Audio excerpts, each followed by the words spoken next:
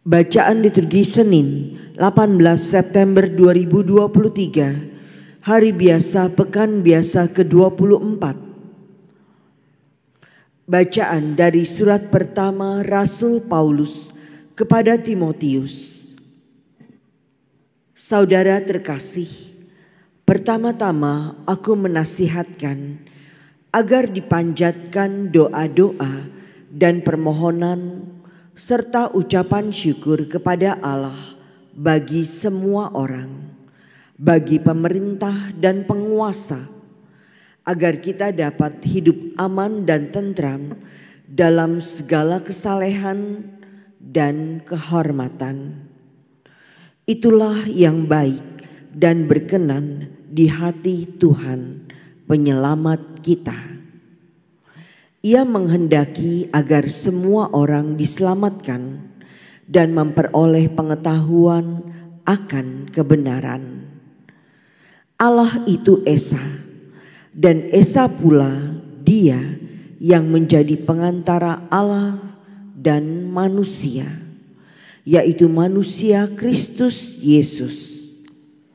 Ia telah menyerahkan diri sebagai tebusan bagi semua orang, suatu kesaksian pada waktu yang tepat.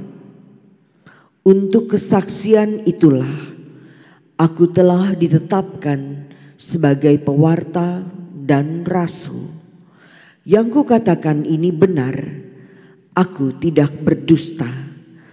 Aku ditetapkan sebagai pengajar bangsa-bangsa dalam iman dan kebenaran. Oleh karena itu aku ingin agar dimanapun kaum lelaki berdoa dengan menadahkan tangan yang suci, tanpa kemarahan dan perselisihan. Demikianlah sabda Tuhan. Syukur kepada Allah. Terpujilah Tuhan, sebab Ia telah mendengarkan doa permohonanku. Terpujilah Tuhan, sebab Ia telah mendengarkan doa permohonanku. Dengarkanlah suara permohonanku. Apabila aku berteriak kepadamu minta tolong dan mengangkat tanganku ke arah tempatmu yang maha kudus. Terpujilah Tuhan, sebab Ia telah mendengarkan doa permohonanku. Tuhan adalah kekuatan dan perisaiku.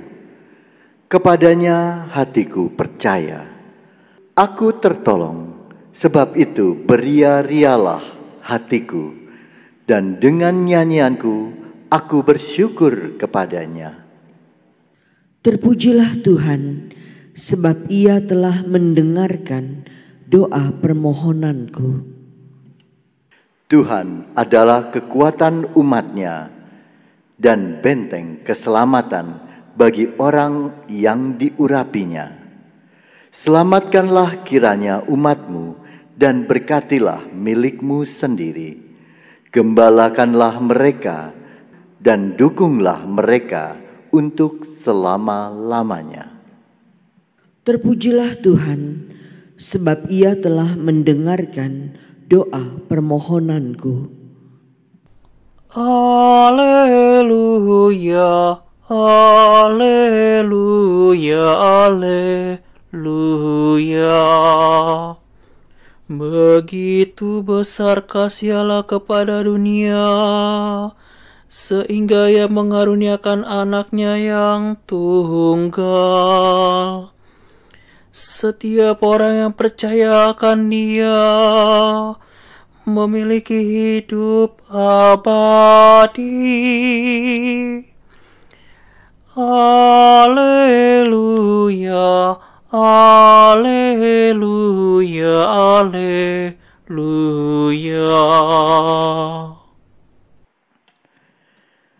Inilah Injil suci menurut Lukas. Dimuliakanlah Tuhan.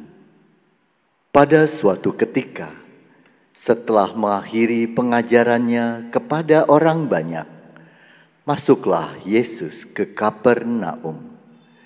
Di situ ada seorang perwira yang mempunyai seorang hamba yang amat ia hargai. Hamba itu sedang sakit keras dan hampir mati. Ketika mendengar tentang Yesus, ia menyuruh beberapa orang tua-tua Yahudi kepadanya untuk meminta agar ia datang dan menyembuhkan hambanya. Mereka datang kepada Yesus dan dengan sangat mohon pertolongannya, katanya, "Sudah selayaknya engkau menolong dia, sebab ia mengasihi bangsa kita, dan dialah yang menanggung pembangunan rumah ibadat kami." Maka pergilah Yesus bersama mereka.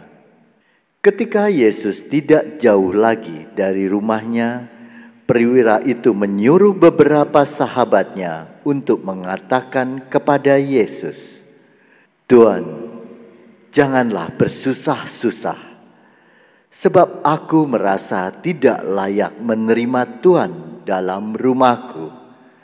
Sebab itu, aku juga merasa tidak pantas datang sendiri mendapatkan Tuhan. Tetapi katakanlah sepatah kata saja, maka hambaku itu akan sembuh. Sebab aku pun seorang bawahan, dan di bawahku ada pula prajurit. Jika aku berkata kepada salah seorang, 'Pergi,' maka ia pergi. Atau kepada yang lain, 'Datanglah,' maka ia datang. Dan jika aku berkata kepada hambaku, 'Kerjakanlah ini,' maka ia pun mengerjakannya." Mendengar itu heranlah Yesus akan dia. Sambil berpaling kepada orang banyak yang mengikutinya, ia berkata, "Aku berkata kepadamu, di Israel pun iman sebesar itu belum pernah kujumpai." Setelah orang-orang suruhan itu kembali ke rumah, mereka mendapati hamba yang sakit itu sudah sehat kembali.